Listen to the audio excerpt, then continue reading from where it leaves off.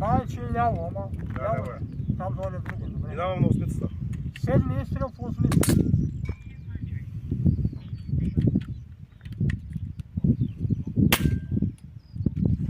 Просна го. Така да разберем, че има попадение. Така. Погали малко. Може ли? Да. Спираме ли? Не, никой спираме, цял път. Тук ще вече не говориш. Ма хронолада става по 2. Плащаме, пара има, Да. фирмата богата. Видите? Да не виждам ли изпълнител или 4 ще ми стигна? Служи 5 за всеки случай. Да. Идем така до Тамазок. Баунсам, 4 баунса. Трябва да има и такива работи. О, Петю, ти се съвлече, тя майката си тракала. Няма и да. Като ти умалят батериите, почва ли да показва глупости това хронограф? Да. И не отчитане и го. Да. Падали на 30%, той ще гледат да сум да някакви такива.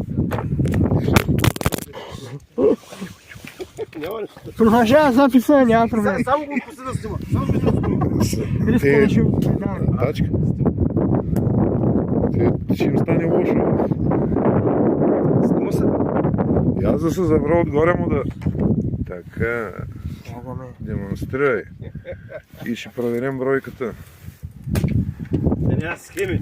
Той има, ама да, въпросът е да ги хванем. Я снимай тук една циганска работа. Циганика. Ту ние напим проба с изпълнител от химикал. Що да не? Що се работи? Въпросът е химикала какъв е? Хемус. Хемус. Служебен или личен? Това е важното. Проверява член на квадрата. Що му казваш? Вече определяме член. Давай. На квадрата. То сега го трябва да го гледа. Тогава е сега това го гледа. Ще кажа.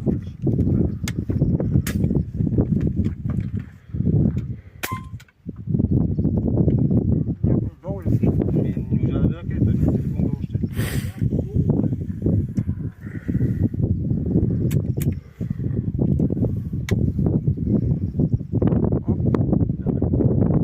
Има разни връбчета там, туйно и пазете ги.